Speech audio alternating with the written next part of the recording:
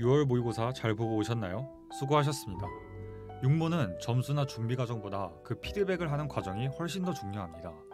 올해 처음 보는 평가원 시험이기도 하면서 하반기 공부 방향을 잡을 수 있기 때문입니다. 그런데 혹시 피드백을 그냥 틀린 문제만 답만 보고 오답을 하거나 해설 강의를 듣고 아 이랬구나 하고 넘어가거나 그저 답만 파악하고 앞으로 어떻게 해야 될지에 대한 계획을 생각하지 않고 넘어가시나요? 만약 지금까지 그렇게 해오셨다면 죄송하지만 그 방법으로는 원하는 만큼의 성적 향상을 기대하기 어렵습니다. 시간은 시간대로 쓰고 효과는 미미했을 것입니다. 하지만 괜찮습니다. 오늘 제가 여러분이 시간과 노력을 제대로 결과로 연결시키는 진짜 6월 모의고사 피드백 방법을 알려드리겠습니다. 이전과는 완전히 다른 접근 방법일 것입니다. 지금부터 딱 5분만 이 영상에 집중해주세요. 여러분이 다음 시험이 달라질 것입니다.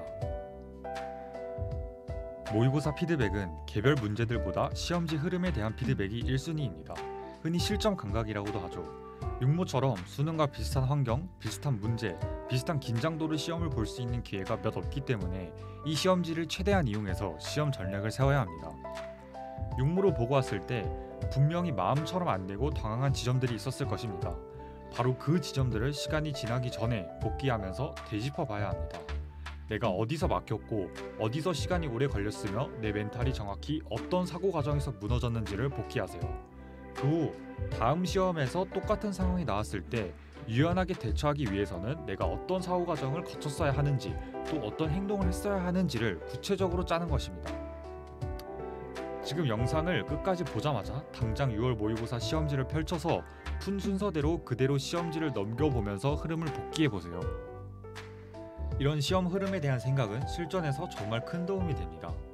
예를 들어서 제가 현장에서 응시한 22학년도 국어 시험지를 예로 들어보겠습니다. 저는 엄매를 가장 먼저 푸는데 제 기억에 36번인가부터 답이 안 보여서 막혔었습니다. 수능을 보기 시작한 지 단 한 페이지 만에 막힌 거죠. 제가 당황해서 멘탈이 나갔을까요? 그럼 이 영상을 못 찍고 있었겠죠. 저는 평소 모의고사들에서부터 문법부터 막힌 경험을 굉장히 많이 해봤습니다. 그 경험들 이후 아래와 같은 대처 방법을 미리 생각해놨죠. 문법이나 매체에서 조금이라도 막히면 빠르게 다 넘긴 후 독서론으로 바로 진입을 한다. 어차피 한 바퀴 다 풀고 문법을 다시 보면 무조건 잘 풀릴 거다. 이런 실전 경험 때문에 전혀 당황하지 않고 시험을 마무리할 수 있었습니다. 수학도 마찬가지인데요. 중하위권 학생들이 가장 멘탈이 많이 나가는 구간이 이 11번부터 14번 이 구간입니다. 이 구간에서 이번 육모에서 내가 얼마나 한 문제를 오래 붙잡고 있었는지 또 그로 인해 뒤에 풀 수 있었던 문제들을 못 풀지는 않았는지 피드백을 꼭 해줘야 합니다. 한마디로 정리하면 아래와 같습니다. 뒤의 풀 수 있었던 문제까지 도달하기 위해서 나는 어떤 행동을 취했어야 하는가. 명심하세요. 수능은 대처가 아니라 대비하는 겁니다. 이제 육모가 끝났으니까 다들 해설 강의를 많이 볼 텐데요. 이때 강의를 듣고 그냥 단순히 이해하는 것에서 끝나면 안 됩니다. 이것은 공부의 30% 수준밖에 못 끝낸 것입니다. 메타인지가 좋은 학생은 자신이 강의만 들어도 내가 이것을 완벽히 내 것으로 만들었는지 아닌지를 판단을 할 수가 있지만 본인이 만약 2등급 아래이다 싶으면 강의를 수강한 후 다음과 같은 질문을 반드시 스스로 던져봐야 합니다. 이 강사는 이 문제를 풀 때 왜 이렇게 풀었지? 왜 나는 처음 풀 때 이렇게 풀지 못했을까? 다음에 비슷한 지문이 나오면 어떤 태도로 접근해야 하지? 이처럼 먼저 why를 물어본 뒤 나만이 how로 바꿔야 합니다. 분명 육모를 잘 본 사람도 망친 사람도 있을 것입니다. 한마디만 하겠습니다.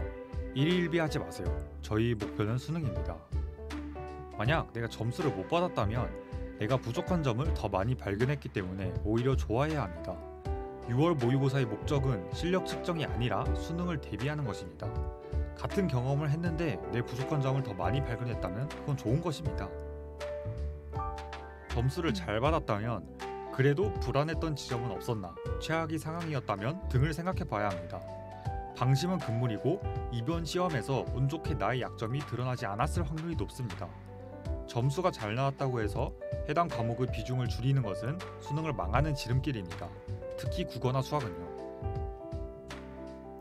마지막으로 제가 하고 싶은 말은 만족은 결과가 아니라 과정에서 온다는 것입니다. 수능까지 약 5개월 정도가 남았는데 정진합시다. 이상 아큼이었습니다. 감사합니다.